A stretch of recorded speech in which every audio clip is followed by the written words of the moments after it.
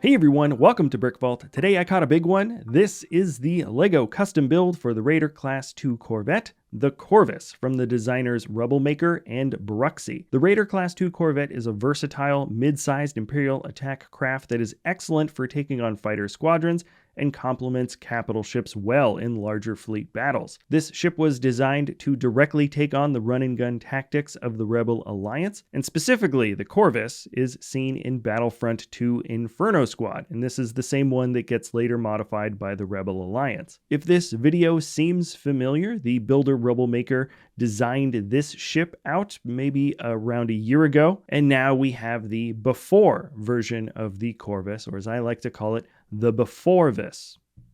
Just like the previous model, if you're interested in building this LEGO creation for yourself, you can get the instructions at our web store, BrickVault.toys. With each instructions purchase comes a PDF step-by-step guide and a digital parts list to upload for ordering your pieces online. All of our models are hand-tested for strength, instruction steps are troubleshot for clarity, and parts for the model are chosen for availability. Building instructions from us is an excellent way to help support our channel and the talented designers that we work with, like Rebelmaker and Bruxy. So click that link in the description below if you wanted to get started. And just like its Rebel modified cousin, it's 33 inches in length, or 84 centimeters, but its height and width do change up a little here. It's set slightly higher on the stand, and the bridge comes up just a little bit higher as well. Plus, those solar collectors stick out a lot more on the sides. It has got a commanding presence, with the smoother, sleeker side of the Empire really shining through on this model compared to the slightly more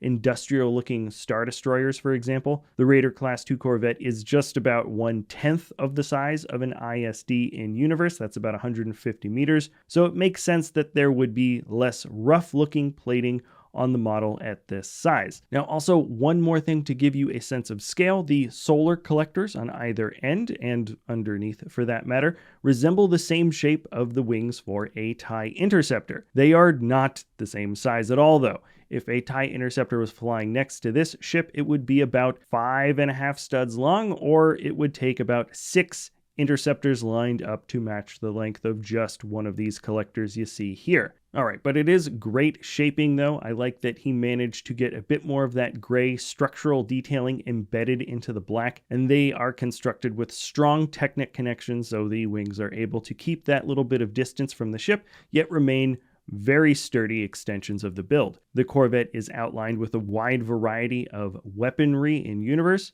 of which you can clearly see the 6 twin heavy laser cannon turrets. This ship is described to also have some smaller light cannons, as well as concussion missiles, which supposedly launch from somewhere along the thin greebled midsection that you see here. Now in universe, the cannons technically pop out from under the otherwise smooth surface of the ship, but the turrets are set in place here with no actual transformation. Almost every detail on the ship is a mirror copy from one side to the other, except for just a handful of tiny artifacts left along the small line in the middle, as well as the alternate sides of the roof of the bridge. The Corvette is a design that came much later in the years of the Empire, and I like to think that the design just feels generally a bit cleaner and more elegantly crafted. Now let's spin it around. I am a sucker for good engine design, and the design here for the 2 smaller ones and the single large ion thruster make me very happy. The thing is, they look great. I don't see sacrificed details, and they are easy to build. Just like the previous Corvus design, the model maker intentionally chose to use a solid color dish when outlining the glow of the engines. It's fairly unconventional, but certainly distinctive, and pops particularly well when seen from afar. Now, the back wall has a bit more texture behind the engines, nothing too involved, just enough to keep up that level of detail across the whole model. And don't let me forget to say that this build was both easy to construct and very easy to handle, especially considering the massive footprint. The double stands built into the bottom of the model are incredibly robust.